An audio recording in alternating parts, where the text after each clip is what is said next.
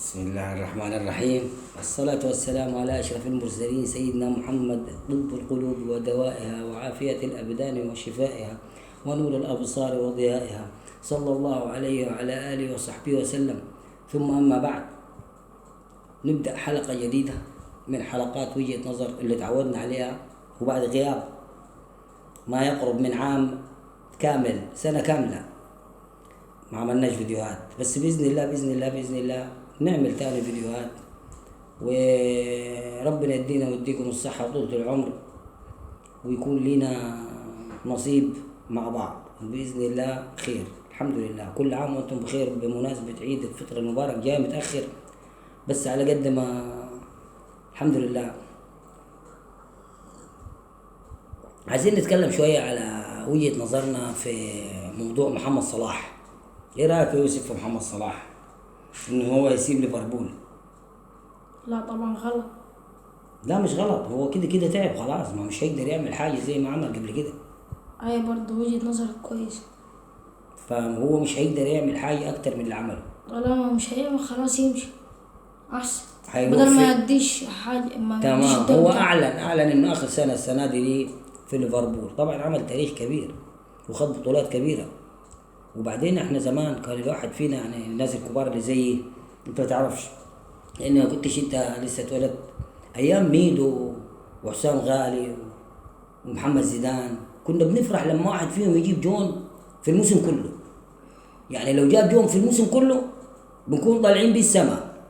او لعب، ممكن حسام غالي كان بينزل ويلعب حتى لو ما حرزش اهداف، نقول حسام غالي لعب مع فريق توتنهام وفازوا 2-1، فازوا 3-1، فازوا 1-0. المهم كنا بنفرح بفوز اي واحد فيهم.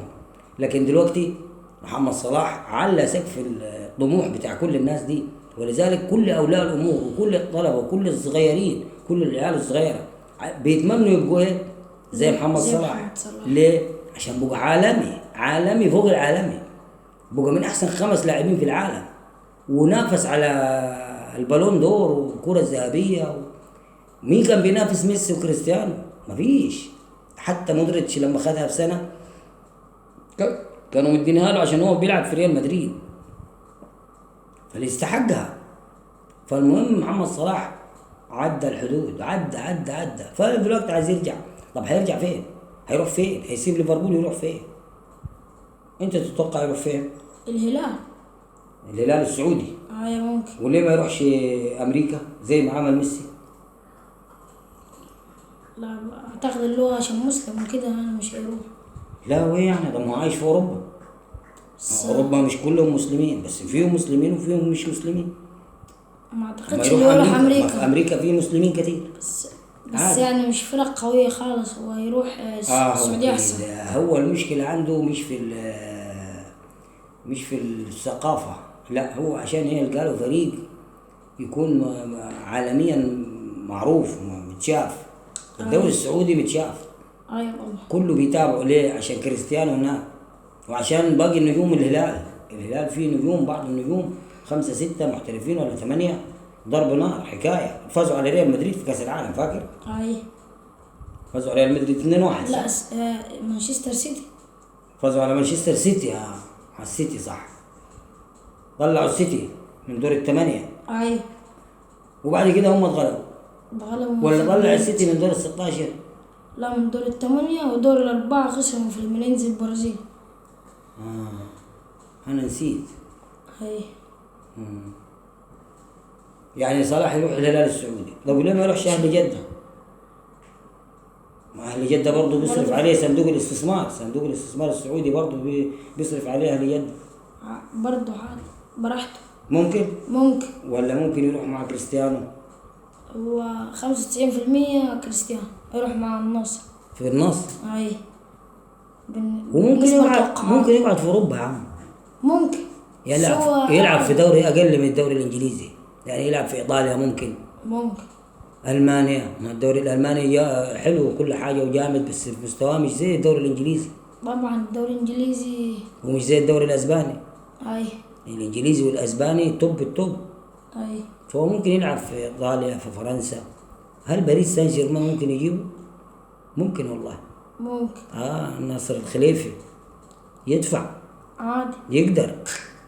والصندوق الاستثمار السعودي وتركي آل الشيخ برضه لو عايزين يجيبوه هيجيبوه على حسب الفلوس. وهو ما شاء الله هياخد كام؟ هياخد نص مليار دولار، يعني ما يقرب من 500 مليون دولار. شوف 500 مليون دولار، والناس في مصر وفي بلاد الدول العربية مش لاقية. فقراء مش لاقيين الأكل. وفي غزة، غزة مش لاقيين ياكلوا. أي. ربنا يرحمنا يرحمكم ويشفينا ويشفي كل مريض يا رب، ويحفظ أهل غزة ويحفظ الخليج، دول الخليج من إيران الكافرة. حسبنا الله ونعم الوكيل. وده كله بس يعني هم أصلا مشكلتهم إن اعتمدوا على أمريكا، واللي متغطي بأمريكا عريان. اللي متغطي بأمريكا عريان. الدول الخليج عاملة إن أمريكا هتحميها. أمريكا ولا بتحمي حد، أمريكا بتحمي نفسها وبس.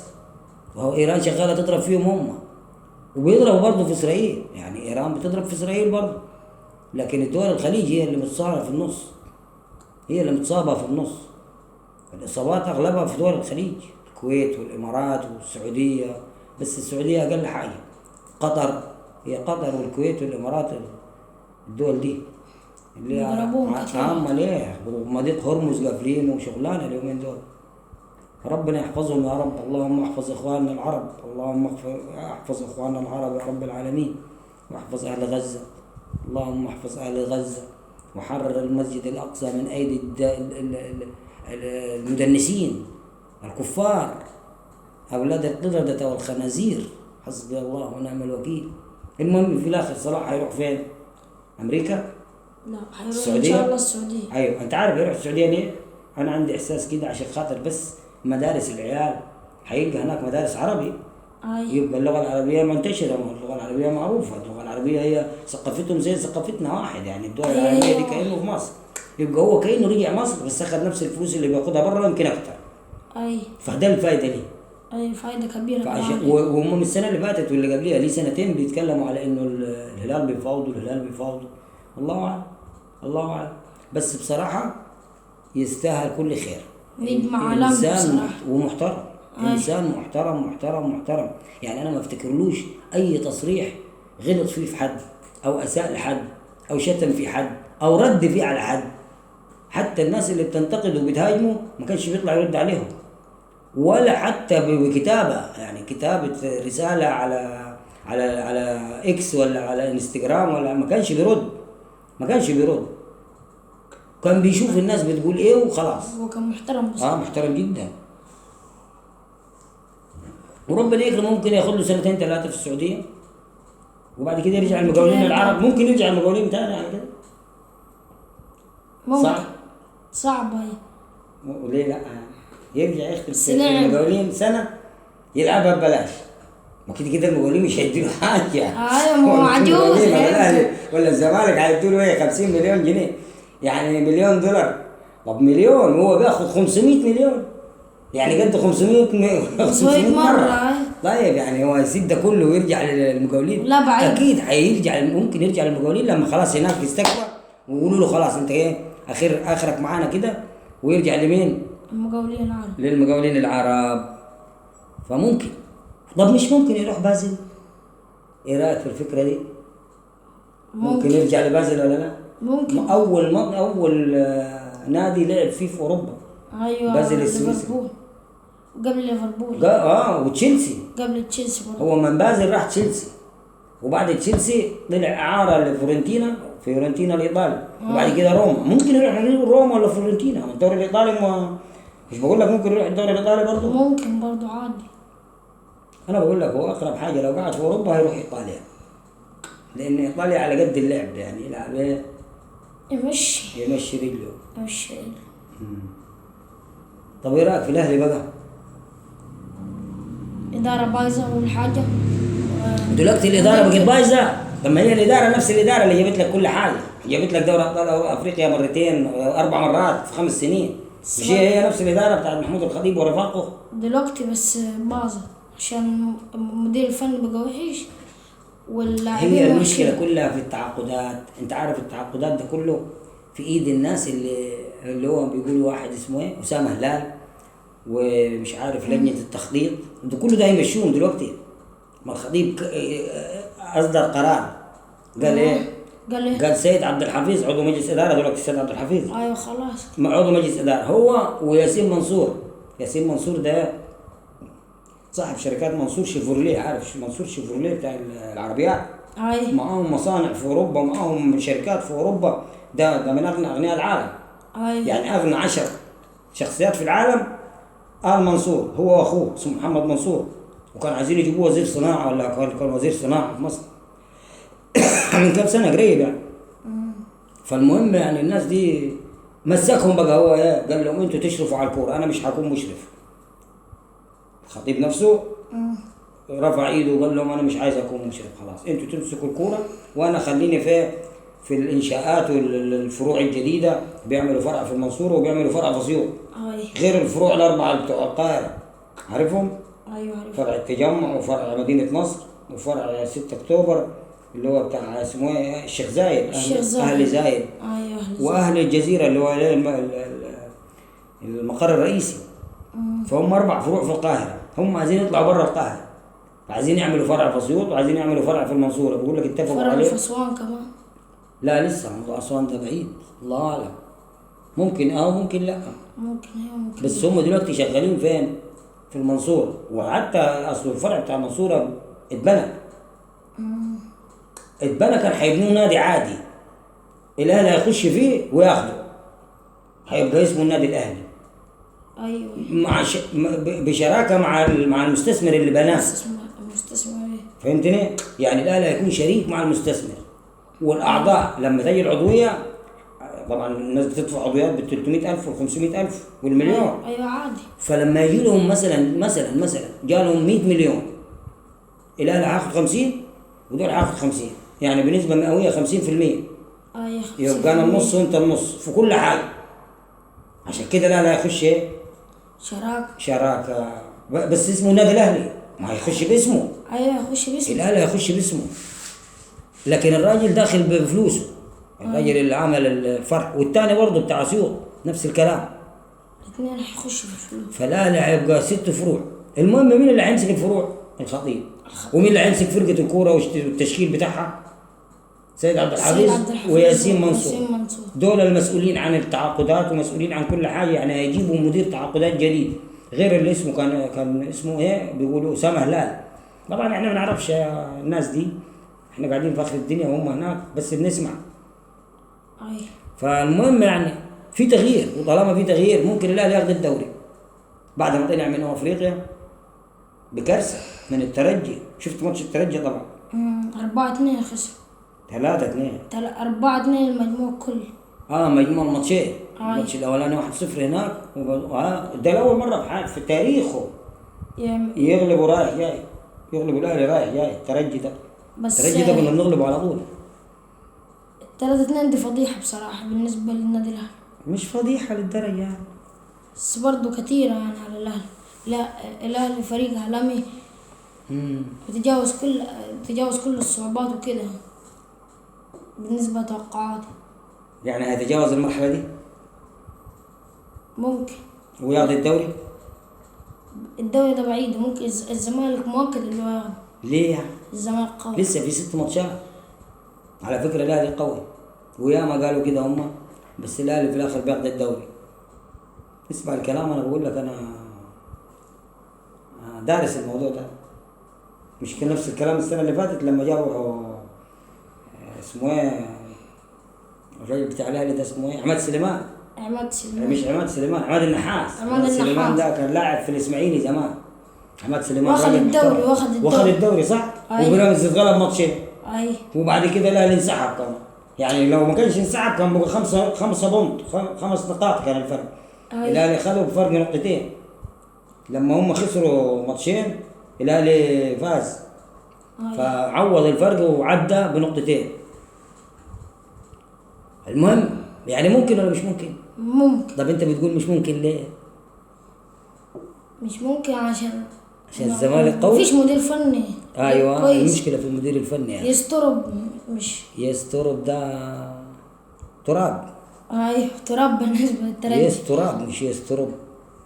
أخد على فمش وشه. عارف انا يا اخي ليه بيعمل كده، مع انه كده كده بيقبض فلوس وبيعمل شغله يعني. مش عارف. حد بيقبض بس- فلوس بس يعني في حاجة. حد عمله. لا بيأدي عمله هو، بس في مشكلة في الأهلي أصلا.